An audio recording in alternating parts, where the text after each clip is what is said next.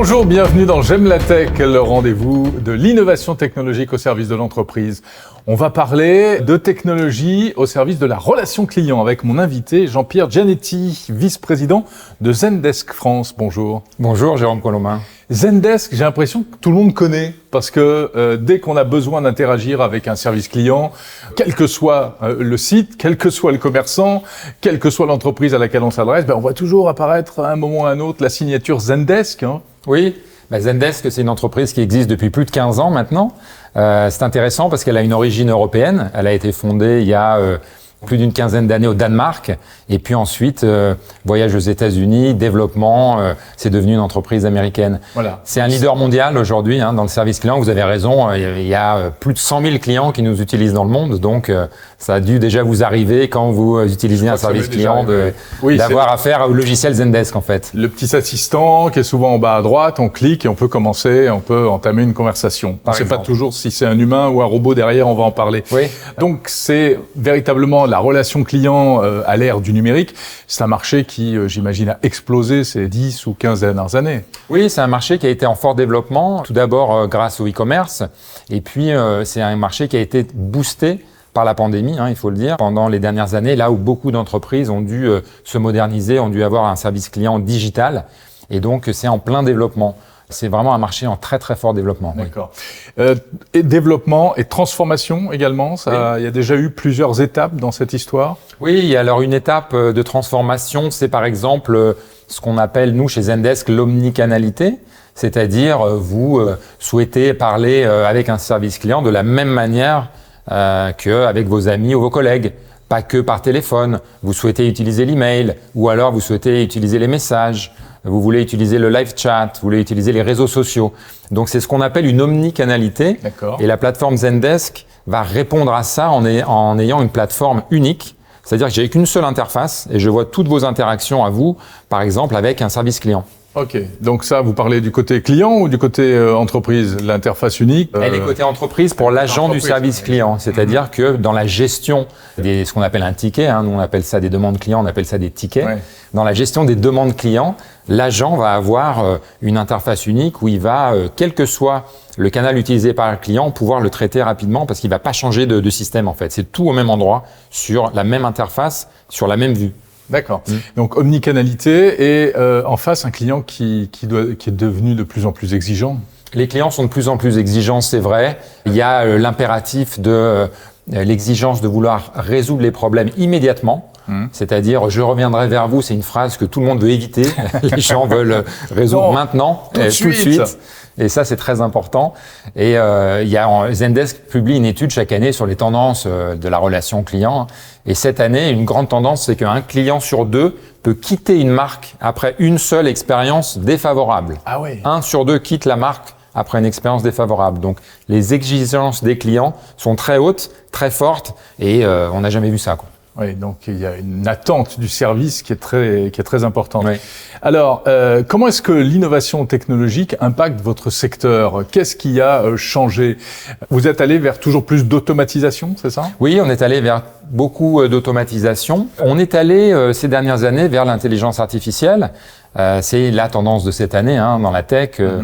Comme vous le savez. Chez nous, ça veut dire quoi l'intelligence artificielle? Ça veut dire 2 choses. La première, c'est une optimisation du travail des opérateurs du service client. Par exemple, quand il y a des demandes qui arrivent au service client, l'intelligence artificielle va les router de manière automatique sur les bons conseillers commerciaux en détectant la langue, en détectant le sentiment, en détectant l'intention de la demande et va faire ça de manière automatique. Donc, gain de productivité pour les entreprises. Ça, c'est un thème fort. Ça se faisait manuellement. Oui, ça pouvait se faire manuellement, exactement. L'autre aspect, c'est l'aspect plus je dirais conseiller client où l'intelligence artificielle va l'aider à répondre aux demandes des clients, c'est-à-dire il va avoir des résumés. Des fois, il y a des clients qui peuvent écrire très longuement par mail, vous savez, et donc l'agent va avoir un résumé. L'intelligence artificielle va lui proposer un résumé. L'intelligence artificielle va aussi lui proposer une réponse qui l'utilisera ou qui l'utilisera pas, va lui proposer des degrés, si c'est une réponse plus formelle ou une réponse plus amicale. L'intelligence artificielle va détecter les demandes similaires, c'est-à-dire il y a eu une demande similaire, voici comment on a répondu. Et donc tout ça, ça va optimiser le travail de l'agence et à l'entreprise, ça va faire gagner du temps sur le traitement des demandes. Donc c'est ces deux aspects-là d'intelligence artificielle qui sont des tendances de cette année, oui. Oui, on est loin du petit chatbot primitif qui souvent répondait à côté de la plaque, pardon. Oui, c'est vrai. C'est vrai. Il y a beaucoup d'investissements sur les chatbots aussi dernièrement. Pourquoi? Vous l'avez dit, parce que les chatbots par le passé, personne ne voulait les utiliser et on disait je veux parler à un humain. Je veux parler à un humain, voilà, c'est ça. Le plus vite possible. C'est ça. Donc maintenant, les chatbots de nouvelle génération qui sont lancés intègrent de l'intelligence artificielle. Et un de nos clients, par exemple, vous connaissez peut-être Deezer, la plateforme musicale en ligne, et ben Deezer se sert des chatbots de Zendesk pour aller répondre aux demandes simples des clients, par exemple un changement de mot de passe, vous voyez. On a d'autres clients, vous connaissez peut-être Devialet. Bien sûr. D'enceintes et d'amplis très haute fidélité. Voilà, eux, ils ont misé sur l'hyperspécialisation sur les clients et eux vont utiliser l'intelligence artificielle pour faire en sorte que certains clients, pour certaines demandes, se répondent par eux-mêmes. C'est-à-dire qu'ils vont avoir un flux pour orienter les clients vers des réponses. Oui, on appelle ça un centre d'aide, vous voyez.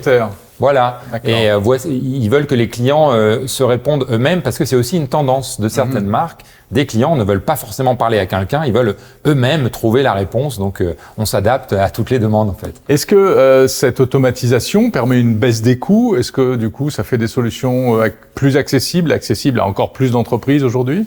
Oui, ça permet une baisse des coûts, notamment dans la gestion du service client. C'est-à-dire, les solutions dont on vient de parler, l'intelligence artificielle, vont aider à toutes les étapes du parcours. Donc, elles vont aider les conseillers clientèle, elles vont aider le client, bien sûr, et elles vont aider les gestionnaires du service client. Donc, on parle vraiment de coûts qui diminuent dans la gestion du service client. On parle d'un client plus satisfait, puisque sa demande est traitée plus vite. Et on parle aussi d'une chose dont on parle pas assez, à mon avis, c'est les conseillers clientèle. Vous savez, c'est un travail un peu difficile, parce qu'on est aux prises toute la journée avec des demandes de clients, c'est pas toujours simple. Pas toujours très content. Voilà, et donc c'est un secteur dans lequel il y a beaucoup de turnover et on s'est rendu compte que les entreprises qui avaient des solutions modernes pour offrir à leurs collaborateurs, on se rendait compte que les collaborateurs restaient peut-être plus longtemps parce qu'ils ont des solutions technologiques modernes, ils peuvent mieux répondre aux clients, ils sont pas obligés d'aller chercher dans plein de systèmes différents la réponse. Ils ont un système moderne, conversationnel, avec de l'IA, et on se rend compte que tout ça, c'est positif. Et alors le futur, vers quoi est-ce que vous vous dirigez? Quelles sont les pistes encore d'innovation dans ce domaine? Et les pistes d'innovation vont continuer pendant l'année prochaine sur l'intelligence artificielle, avec une solution qui va être encore plus robuste. Zendesk, c'est le leader mondial du service client. Sur l'intelligence artificielle, on a la plus grande base de données au monde. On a plus de 18 milliards de demandes clients. Et donc, nos modèles apprennent sur 18 milliards de demandes clients. Évidemment, cette base de données est toujours en croissance. Et on va accompagner nos clients sur la mise en place de ces solutions, en fait. Et l'idée, c'est que nos clients deviennent des champions du service client. Ça veut dire qu'on veut leur permettre de se concentrer sur les tâches à très forte valeur ajoutée et laisser les tâches à faible valeur ajoutée à l'automatisation, au logiciel et à l'intelligence artificielle. Merci Jean-Pierre Giannetti, vice-président de Zendesk France. Merci d'avoir été l'invité de J'aime la tech. Merci à vous.